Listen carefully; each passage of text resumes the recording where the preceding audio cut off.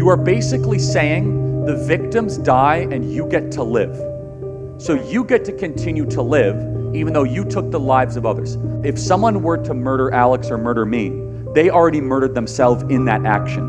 They already bestowed the punishment upon themselves. We are simply completing the task. When you take another person's life, you already took your own life.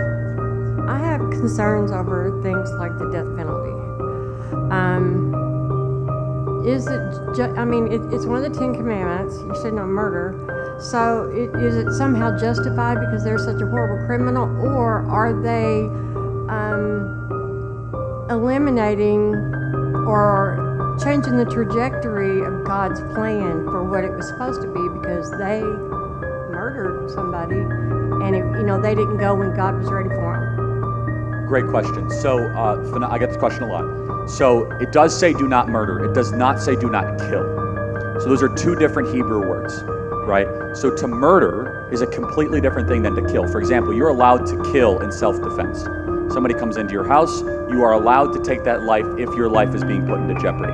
In fact, to go a step further, the reason why it made sense to ancient Israel, did you know that a life for a life, otherwise known as the death penalty, is the only law that is in all 5 books of the Torah? It's the only law. Not even the Sabbath is in all 5 books of the Torah. Now the Sabbath exists in Genesis, but it's not in all 5 books.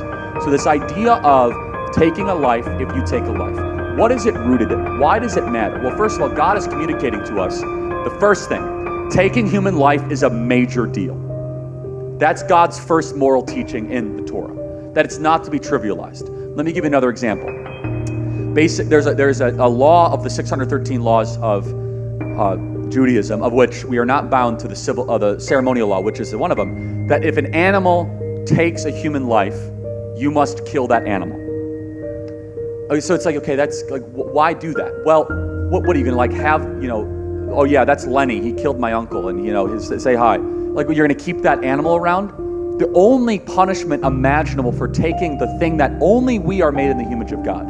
So if you take another image bearer's life, what could possibly be a just punishment for that? Well, according to the economy of God, it's that your life must also be taken. And according to scriptural theology, we are not taking that person's life. When you take another person's life, you already took your own life. I want you to think about that. If someone were to murder Alex or murder me, they already murdered themselves in that action. They already bestowed the punishment upon themselves. We are simply completing the task. And think about it. Some people will say, but Charlie, it's not fair because of whatever sob story liberal reason.